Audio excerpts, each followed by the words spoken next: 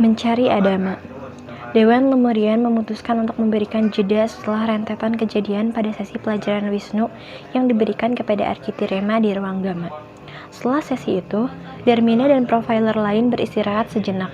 Setelah lelah untuk mengeluarkan kekuatan untuk mengimbangi dan meredam kekuatan Arkitirema yang potensinya masih akan terus berkembang. Sekali lagi, Arkitirema mencatat rekor di Prodimar. Selama masa jeda itu, perkembangan Arkitirema tetap dipantau oleh Darmina dan Dewan. Arkitirema tumbuh menjadi remaja yang memiliki badan yang kekar, otot-otot yang semakin berkembang, terasa latihan-latihan fisik. Kemampuan nalarnya juga semakin meningkat. Lemurian menjadi medan berlatih yang baik untuk pengembangan otot dan otaknya. Selalu ada hal baru yang dipelajarinya setiap hari. Meski usianya baru memasuki belasan, namun penampilannya sudah seperti laki-laki dewasa.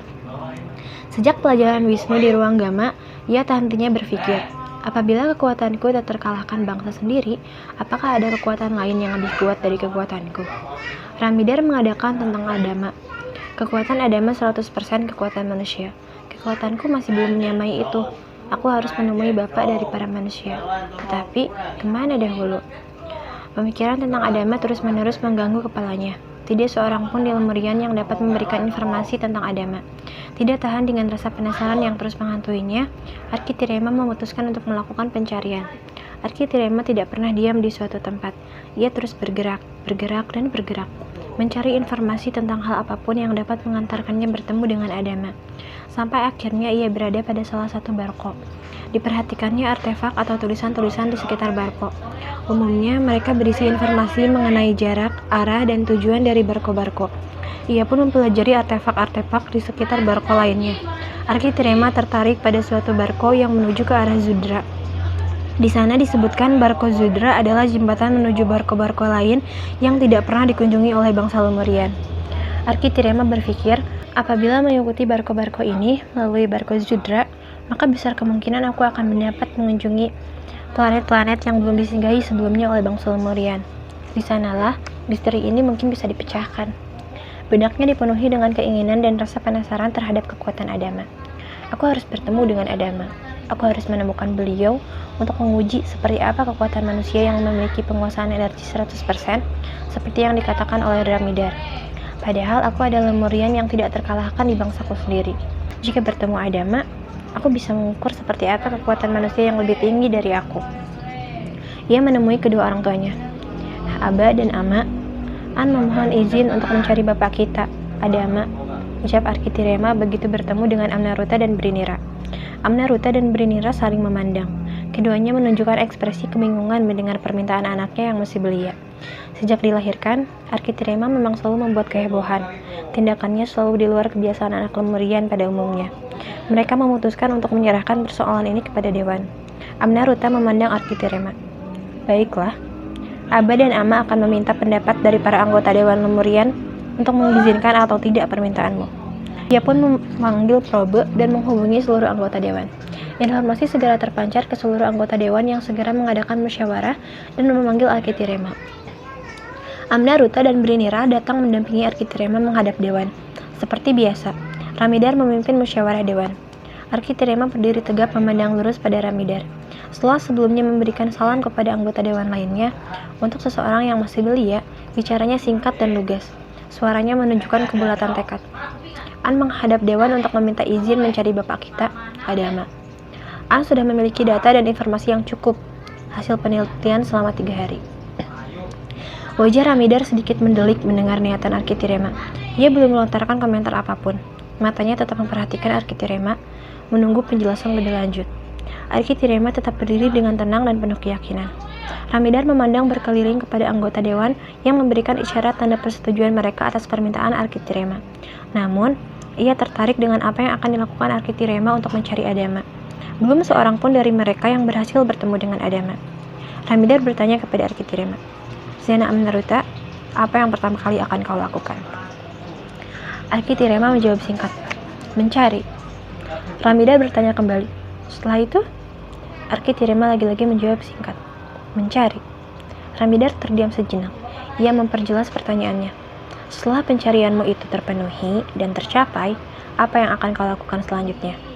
Arkitirema tetap dengan jawabannya, mencari. Ramidar tersenyum dan menggelengkan kepalanya. Ia teringat akan dialog mereka di ruang gama. Kali ini, ia membalasnya padaku. Ramidar belum terpuaskan dengan jawaban Arkitirema. Namun, dilihatnya Arkitirema berdiri dengan penuh keyakinan, semangat dan tekad yang bulat untuk mencari Adama. Semangat seorang anak-anak yang siap memulai petualangan besar pertamanya. Ramidar berkata pada Arkitirema, "Dewan mengizinkanmu mencari Adama.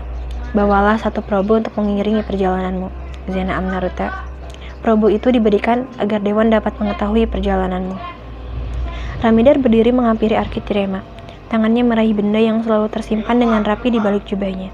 Dilihatnya benda di tangannya itu sambil berkata kepada Arkitirema, "Ini adalah Tulch, sebuah kunci untuk mengaktifkan semua barco yang ada di dalam alam semesta.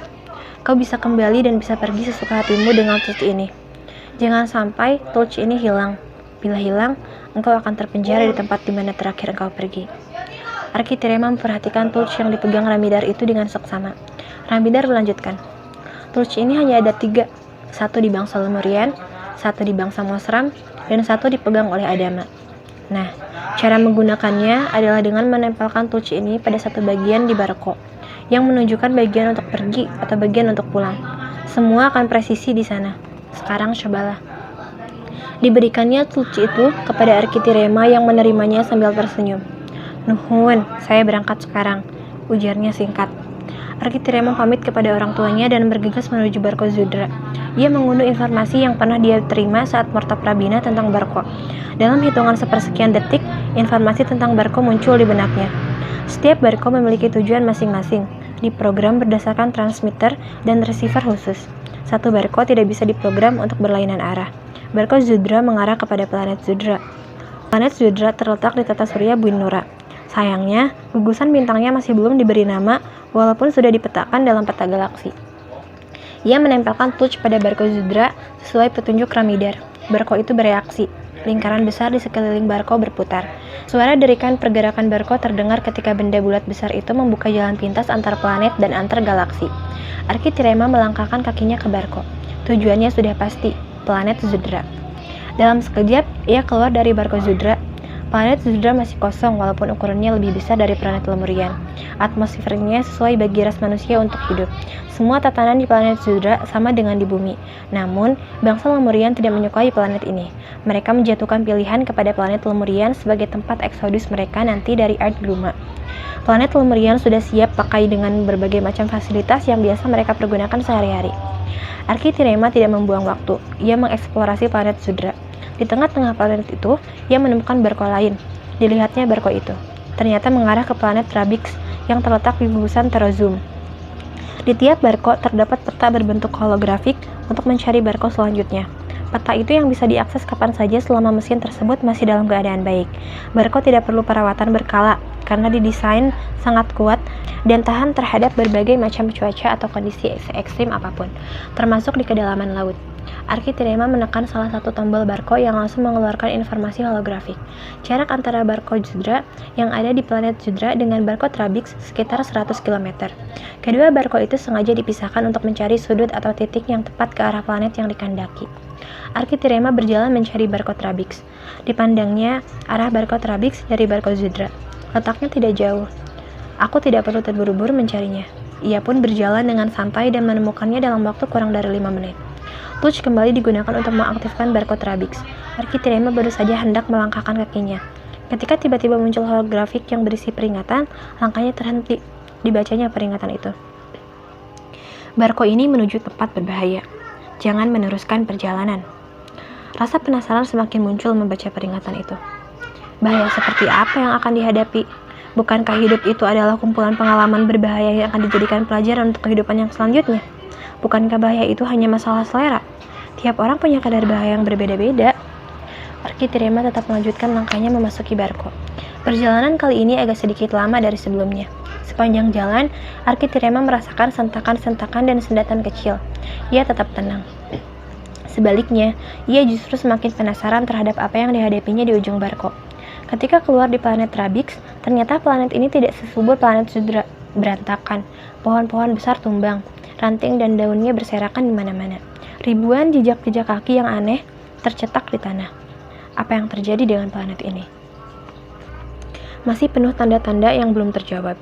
Tiba-tiba, muncul sembaran angin yang sangat besar dari berbagai macam arah menuju dirinya. Tubuhnya secara otomatis melompat ke atas, berhenti di ketinggian 10 meter. Arkitirema melihat ke bawah. Apakah yang akan menyerangku? Di bawah terlihat bayangan-bayangan berkelebat. Arkitirema tidak dapat melihat apakah yang berkelebat itu. Penasaran, ia tambah kekuatannya untuk berlevitasi sedikit lebih tinggi lagi.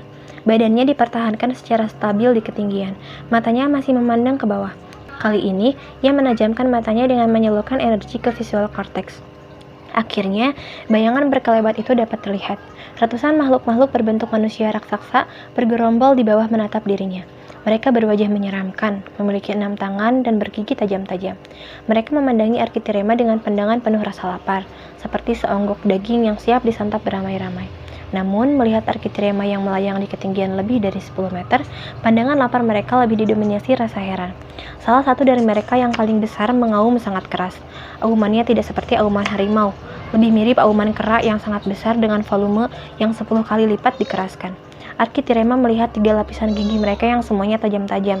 Salah satu yang paling besar tadi melompat ke arah Arkitirema dengan kecepatan yang lebih cepat dari sebelumnya. Arkitirema membumbungkan badannya lagi ke atas dengan kecepatan yang melebihi kecepatan makhluk itu bergerak. Ia mengatur agar posisinya berada dalam ketinggian yang cukup untuk tetap memantau mereka. Jumlah makhluk itu semakin bertambah banyak. Gagal menangkap Arkitirema, makhluk yang paling besar tadi mengajak makhluk-makhluk lainnya untuk melempari Arkitirema dengan batu. Mulailah berhamburan batu-batu sebesar kerbau ke arah Arkitirema. Arkitirema refleks bergerak menghindar di udara. Kakinya malah menggunakan batu-batu tersebut sebagai pijakan untuk bergerak lebih cepat. Monster-monster itu tidak mau kalah, seolah tidak mengenal lelah. Semakin banyak monster lain yang melempar batu ke arah Arkitirema. Di tengah hujan lemparan batu, salah satu lemparan mereka mengenai probe Arkitirema. Lubang hijau di tengah probe berkedip-kedip tak beraturan. Probe itu rengsek dan jatuh berserakan ke tanah. Di tengah serbuan para monster, Arkitirema sempat berpikir, apakah ini bahaya dari planet Trabix? Aku harus menyelidiki hal ini. Arkitirema memutuskan untuk menyelidiki dan tidak mempedulikan para monster ini. Ia pun bergerak menghindar, tidak menyerang balik para monster itu. Dia bergerak seolah-olah lari, padahal hanya mundur untuk menyelidiki apa yang terjadi di planet Trabix. Dengan kecepatan yang jauh melebihi kemampuan dari monster-monster, Arkitirema bergerak mengelilingi planet dan mulai mencari jawaban. Hampir di setiap sudut dan di setiap hamparan di planet Trabix ditemukan monster itu. Mereka terlihat berkumpul secara berkelompok. 1/4 permukaan planet itu adalah air, dan 3/4-nya adalah daratan. Dia berkeliling dengan berlevitasi dan memanfaatkan tenaga angin untuk mengurangi pemborosan tenaga. Ia mengikuti arah angin, bergerak berputar dengan kecepatan yang tidak bisa terdeteksi oleh makhluk-makhluk itu lagi. Berjam-jam ia memutari dan mempelajari planet Trabix, hingga dilihatnya sesuatu yang ganjil dari salah satu gunung di tengah gurun. Dari kejauhan, gunung itu memancarkan cahaya berkelap-kelip yang mengarah pada gunung yang lain. Dia bergerak menuju sumber cahaya. Ketika dia mendekati sumber cahaya, ada sesosok manusia berperawakan seperti bangsa Negrida. Tangannya memegang benda semacam cermin yang diarahkan ke arah satu gunung di seberang. Dari gunung seberang muncul belasan-belasan berupa pantulan cahaya. Pelan-pelan Arkitirema mendekati manusia itu. Dari jarak 1 meter, Arkitirema bertanya dalam bahasa Sunda, "Maaf, sedang apa?" Manusia itu kaget, setengah mati dan membalik secara tiba-tiba. Sontak ia bergerak menyerang Arkitirema dengan mendadak. Sebuah pukulan telak mendarat di dada Arkitirema. Tetapi manusia itulah yang terpental. Arkitirema memandangnya dengan pandangan yang tidak mengerti. Sebaliknya, sepasang matanya memandang Arkitirema dengan pandangan panik dan ketakutan. Dari mulutnya terucap kata-kata aneh. Arkitirema mempelajari kata-kata tersebut dengan cepat. Bahasa Negrida. Ia kembali bertanya, kali ini dalam bahasa Negrida. "Siapakah Anda dan sedang melakukan apa?" Orang itu terhenyak. Ia heran Arkitirema dapat berbicara dalam bahasanya. Ia malah balik bertanya, "Siapa kamu?" Arkitirema tersenyum, lalu menjawab, "Saya Arkitirema, bangsawan Merian." Mendengar jawaban Arkitirema, tiba-tiba orang tersebut berteriak dengan mata yang berbinar-binar. "Penolong! Penolong! Penolong!" Di belakangnya, sebuah batu bergerak terbuka. Arkitirema melihat sebuah gua di balik batu yang terbuka. Dari dalam gua itu muncul orang-orang Negrida lain yang berhamburan keluar menuju ke arah mereka. Mereka langsung berlutut ke arah Arkitirema sambil kepalanya bertunduk. Mereka memperhatikan kaki Arkitirema yang tidak menyentuh tanah. Orang yang berteriak tadi segera memberi tanda pada gunung di seberangnya. Kemudian dibalasnya dengan tanda-tanda yang masih belum dimengerti oleh Arkitirema. Dari dalam gua muncullah sesosok yang berjalan mendekati Arkitirema. Dari cara berjalan dan sikapnya, Arkitirema memperkirakan dialah pemimpin para orang Negrida ini. Laki-laki itu berkata, Di sini tidak aman, sebaiknya kita bicara di dalam. Arkitirema mengangguk. Ia menampakkan kakinya ke tanah dan berjalan biasa mengikuti laki-laki itu. Mereka berjalan menuju lorong yang sangat dalam. Setelah semua masuk, lubang gua ditutupi batu yang berhubung pada mekanik. Batu itu menutup rapat kembali hingga seolah-olah gua itu tidak pernah ada. Lorong tersebut sangat gelap dan tidak diberi penerangan sama sekali. Arkitirema segera menyesuaikan penglihatannya dengan kondisi gelap di dalam lorong. Setelah beberapa detik, semuanya terlihat jelas. Ketika mereka memandang mata Arkitirema, mereka terkaget-kaget. Mata itu mencorong seperti kunang-kunang di dalam gelap. Hanya cahayanya konstan dan tidak berkelap-kelip, seperti mata kucing terkena lampu sorot. Dia mengikuti pimpinan dari bangsa tersebut sampai tiba di satu ruangan, semacam aula yang besar. Semua berkumpul. Arkitirema dipersilakan duduk di sebelah pimpinan. Pimpinan itu bertanya, "Tuan, sekali lagi aku ingin bertanya, siapakah Tuan dan dari mana?" Arkitirema menjawab, "Saya bernama Arkitirema, bangsa Lemurian, berasal dari Ardgruma." Raut muka si pemimpin berubah menjadi sukacita, lalu berkata, "Nama saya Dumba, kami bangsa Dimbesa, kami adalah keturunan bangsa Negrida, ditempatkan di planet ini oleh Adama agar planet ini berkembang dengan baik. Planet ini sangat subur dan bisa ditanami berbagai macam tanaman yang biasa dipergunakan hidup oleh bangsa kami. Kami memiliki budaya dan memiliki teknologi secukupnya. Langsung diberikan oleh Adama. Sebelum ini kami sangat makmur. Kami diberi kemampuan 2,5% oleh Adama. Itu sangat cukup untuk memelihara planet ini. Tetapi setelah berjalan 5.000 tahun, salah seorang ilmuwan kami membuat rekayasa genetik dari sejenis virus yang bernama Aradum." Dumba menarik nafas panjang sebelum melanjutkan.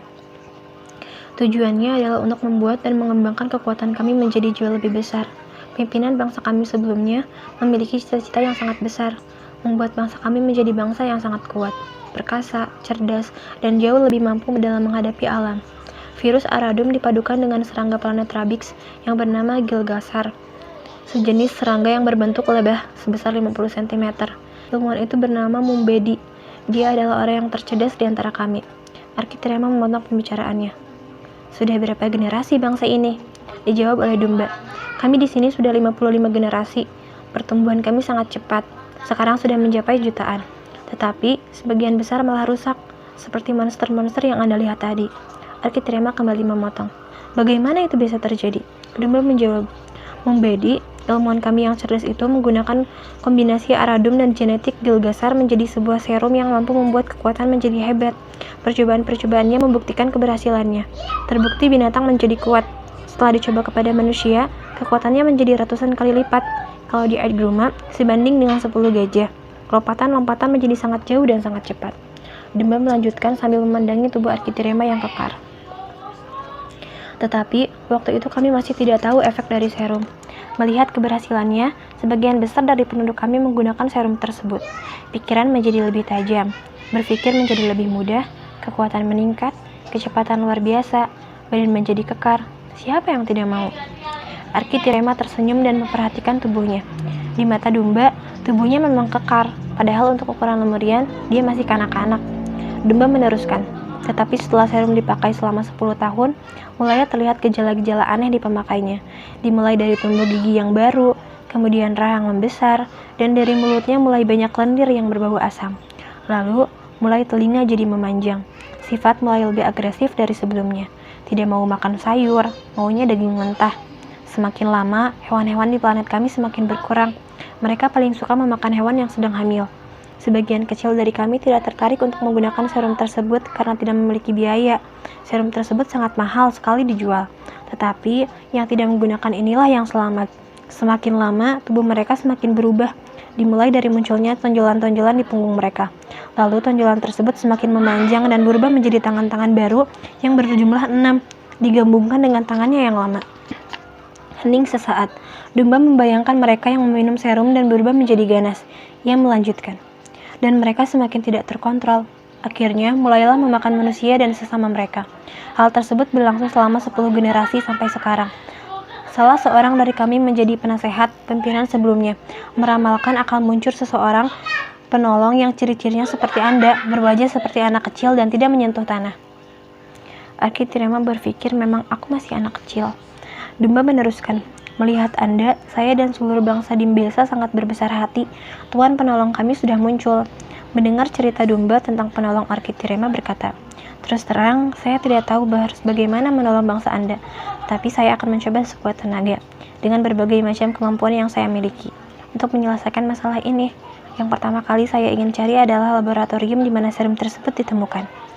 Domba mengerutkan dahi, lalu menggelengkan kepalanya. Ia berkata kepada Arkitirema, laboratorium tersebut sudah lama hancur, sengaja dihancurkan oleh Mumbedi ketika ia masih sadar, agar serum tersebut tidak berkembang lebih jauh. Sekarang, dia adalah pimpinan dari para monster itu. Arkitirema berpikir, berarti harus mencari jalan lain. Selanjutnya dia kembali berkata, saya harus menangkap satu monster untuk dipelajari. Semua orang yang berada di ruangan itu ribut. Mereka mempertanyakan bagaimana cara menangkap satu monster itu. Lalu salah satu dari mereka bertanya, apakah mereka ditangkap dalam keadaan hidup atau dalam keadaan mati?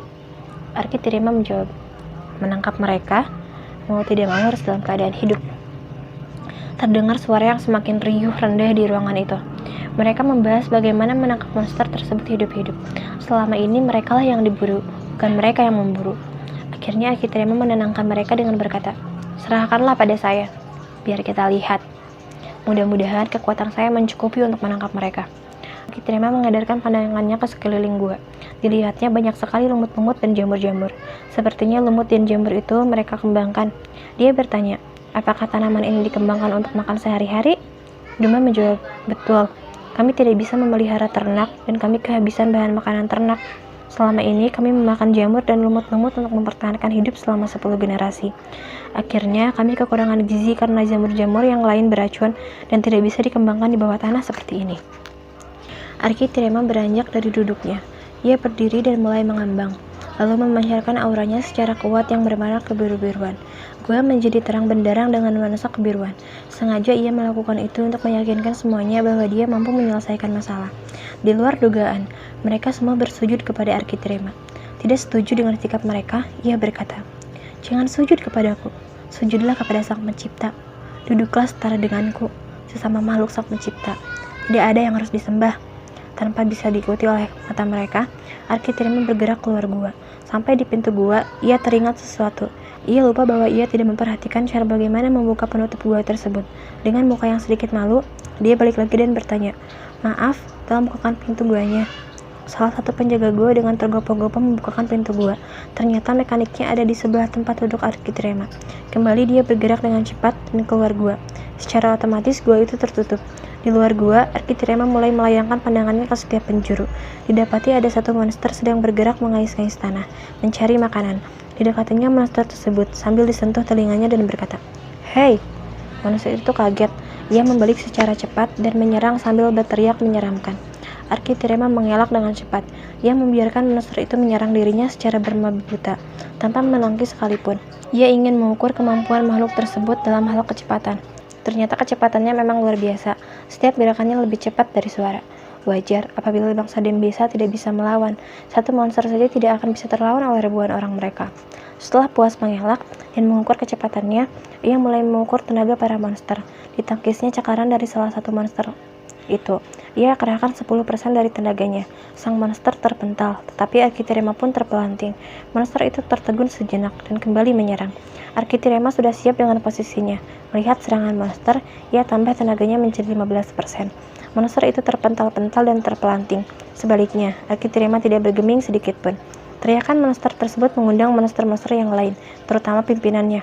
Muncullah Mumbedi yang sekarang sudah berubah wujud menjadi monster. Ia menyerang Arkitirema secara langsung. Jauh berbeda dengan monster sebelumnya, kekuatan Mumbedi jauh lebih kuat. Arkitirema mencoba membentur kekuatan Mumbedi.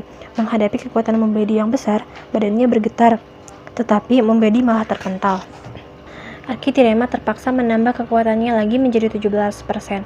Mumbedilah yang terpental-pental. Monster lain tidak ikut mengeroyok karena belum ada komando dari Mumbedi. Arkitirema mencoba menampar wajah Mumbedi untuk melihat reaksinya. Dia tampar dengan keras wajahnya dengan kekuatan 17%. Mumbedi terpental dan tidak bisa langsung berdiri. Monster-monster yang lain langsung menutup tubuh Mumbedi seolah-olah melindungi, memainkan tangan dan kakinya untuk menendang dan memukul monster-monster. Bagaikan jangkrik diserang semut, monster tersebut terpental kemana-mana. Arkitirema mengambil keputusan untuk menangkap Mumbedi dan menyelidiki tubuh untuk mendapatkan serum yang mampu memulihkan. Dengan kekuatannya, dia sibakan kerumunannya monster untuk menangkap Mumbedi. Tetapi Mumbedi sudah kembali pulih seperti biasa. Tiba-tiba Mumbedi menangkap tangan dari monster lainnya dan mereka pun menangkap tangan monster lainnya yang akhirnya membentuk sebuah rangkaian. Mereka diam sejenak, lalu secara mendadak mereka berteriak bersamaan dan mengeluarkan sebuah gelombang yang sangat dahsyat diarahkan kepada Arkitirema. Karena belum berpengalaman dan tidak menyangka akan diserang seperti itu, gelombang para monster telak menghantam dirinya. Ia terpental sangat jauh sekali dengan rasa sesak nafas di dadanya. Dampak gelombang itu tidak lama. Ketika terpental pun, dia sudah memulihkan diri. Arkitirema mulai berhati-hati dan meningkatkan kewaspadaannya. Gabungan daripada monster itu terus menambahkan teriakannya dan membentuk gelombang yang sangat besar yang tujukan kepada dirinya. Ia meningkatkan kekuatannya sampai 30% untuk membentur kekuatan para monster. Kekuatan itu digunakannya untuk meniru teriakan dari monster. Teriakan Arkitirema seperti ledakan yang sangat dahsyat. Para monster terpental dan bercerai-berai karena teriakannya. Memanfaatkan kesempatan, Arkitirema menangkap Mumbedi dengan cepat. Ia memukul kepala Mumbedi dengan kekuatan yang sudah diperhitungkan agar sekedar pingsan. Ia membawa lari dengan kecepatan yang jauh lebih cepat dari mereka. Sengaja dia lari, tidak terbang, untuk menunjukkan kecepatan kepada para monster. Biasanya makhluk seperti itu sangat takut pada kekuatan yang lebih besar dan kecepatan yang jauh melebihi mereka. Dibawanya lari dengan berkeliling mengelilingi kerumunan itu, sampai monster-monster kebingungan dan tidak kuat dengan kecepatan yang ditujukan Arkitirema. Setelah cukup, dia melompat sangat tinggi ke arah gua tempat-tempat bangsa Dimbesa berkumpul. Karena keadaan mendesak, batu tersebut ia buka dengan kekuatan. Akibatnya mekanik menjadi rusak. Padahal itu dibutuhkan untuk menghilangkan jejak Arkitirema sampai di awal tempat para Dimbesa berkumpul dengan membawa tubuh Mumbedi. Tubuh Arkitirema yang lebih kecil dari sang monster tersembunyi di baliknya. Para Dimbesa panik. Di mata mereka yang terlihat bulan adalah monster yang sangat besar. Mereka menyangka persembunyian mereka ditemukan oleh para monster. Mereka panik dan berlari ke sana kemari. Arkitirema sengaja tidak muncul dahulu, bahkan bersembunyi di balik tubuh monster sambil senyum-senyum. Akhirnya Arkitirema menjatuhkan monster itu ke tangan mereka. Blang! Bangsa Dimbesa berhamburan ketika monster tersebut terbanting di tengah mereka. Kepanikan semakin menjadi, namun mereka tertegun ketika melihat monster itu tergeletak tidak berdaya, pingsan. Arkitirema muncul perlahan-lahan dengan kembali menebarkan auranya yang kebiruan. Mereka lega setelah melihat munculnya Arkitirema. Kerumunan menjadi tenang. Arkitirema berkata, "Semuanya harap tenang. Ini adalah monster terbesar yang saya ambil. Kita akan selidiki bersama. Bagaimana bisa sampai terjadi seperti ini?" Dumba menghampiri monster dan adalah Mumbedi. Dialah yang membuat serum itu. Arkitirema yang menggumam. Di mana saya bisa menyelidiki ini dan meneliti? Saya perlu tempat yang tenang. Dumba berkata, "Di sini hanya ada satu ruangan, tetapi di gunung seberang ada ruangan besar dan banyak yang bisa dipakai untuk penelitian. Di sanalah laboratorium awal berada. Berapa lamakah penelitian itu?" Arkitirema bertanya, "Dulu penelitian itu berapa lama?" Dumba menjawab, "Penelitian itu dilakukan selama 30 tahun. Apakah memerlukan waktu selama itu untuk mendapatkan serum?" Arkitirema menjawab dengan senyuman, "Tolong antarkan saya ke gunung seberang." Semua saling menunjuk, tidak ada satupun yang mau karena takut diserang monster. Akhirnya Arkitirema membawa Dumba sambil berkata, "Sudahlah, kau tunjukkan saja jalannya." Raut muka Dumba terlihat panik. Arkitirema menenangkan dengan suaranya yang terdengar kalem. "Kita tidak akan mengambil jalan darat, jadi tidak akan terkejar oleh para monster tersebut." Wajah Dumba terlihat lega dan berkata, "Kalau begitu saya merasa tenang. Mari berangkat." Berangkatlah mereka ke gunung seberang. Arkitirema mengangkut dua tubuh sekaligus. Mumbedi dan Dumba yang terkagum-kagum melihatnya. Sepanjang hidupnya Dumba tidak pernah mendengar apalagi melihat kemampuan seperti Arkitirema. Setibanya di gunung seberang, dia memberikan tanda khusus kepada bangsanya yang ada di sana. Pintu gerbang yang menuju gua tempat awal laboratorium berada terbuka. Di baliknya terlihat sekelompok bangsa Dimbesa. Jumlah mereka lebih banyak dari yang ada di gua tempat Arkitirema pertama kali bertemu dengan Dumba. Dumba langsung memberi pengumuman kepada bangsanya. "Penolong sudah datang." Berita itu langsung disambut dengan sukacita. Sengaja Dumba duluan masuk. Barulah setelah pengumuman itu, Arkitirema masuk berikut Mumbedi. Ketika melihat Mumbedi, kerumunan menjadi panik. Dumba menenangkan bahwa ini adalah monster yang pingsan. Suara panik mereka menjadi reda, namun wajah mereka masih terlihat cemas. Arkitirema berkata pada mereka semua, "Saya membutuhkan tempat untuk menyelidiki dan meneliti monster ini agar mampu membuat serum pemulih. Mohon ditunjukkan tempat yang tepat." Semua sepakat untuk menunjukkan laboratorium yang lama, tempat awal ditemukannya serum kekuatan itu. Arkitirema membawa monster itu ke ruangan yang telah ditunjukkan. Di belakangnya, kaum Dimbesa diam-diam mengikuti langkahnya secara takut-takut. Arkitirema mengetahui itu, tetapi tidak peduli. Dia meletakkan Mumbedi di meja yang besar. Meja itu terbuat dari batu yang sangat kuat, batu yang dipahat secara halus untuk berbagai macam keperluan penelitian. Mumbedi masih pingsan. Arkitirema mulai mempelajari dari kepala sampai ke kaki. Dia juga mempelajari cairan-cairan tubuh Mumbedi. Tidak ada peralatan pendukung, semuanya sudah hancur. Bangsa Dimbesa benar-benar tidak membantu. Akhirnya, tanpa dibantu alat apapun, hanya menggunakan scanning secara energi, Arkitirema menyelidiki semua yang terjadi di tubuh Mumbedi. 3 jam mengamati tubuh Mumbedi, Arkitirema menemukan virus Aradum. Virus itu bermutasi secara tidak terkendali di dalam tubuh Mumbedi. Hal itu dipicu oleh adrenalin di dalam tubuh orang yang bergerak secara berlebihan. Virus pun bermutasi. Arkitirema menemukan sifat virus secara keseluruhan dan membuat serum pemulih. Ternyata untuk membuat serum tersebut tidak mudah, diperlukan Gilgasar yang masih hidup untuk diambil cairannya. Dia bertanya kepada Dumba, "Di mana bisa saya dapatkan Gilgasar?" Dumba kaget mendengar pertanyaan Arkitirema. Ia menggeleng dengan lemas dan berkata, "Gilgasar sudah punah, habis dimakan oleh mereka." Monster-monster itu sangat suka sekali Gilgasar. Mereka menjadi tambah kuat dengan memakan itu. Arkitirema kembali bertanya, "Apakah ada binatang sejenis itu di sini?" Kembali dijawab dengan gelengan kepala oleh Dumba.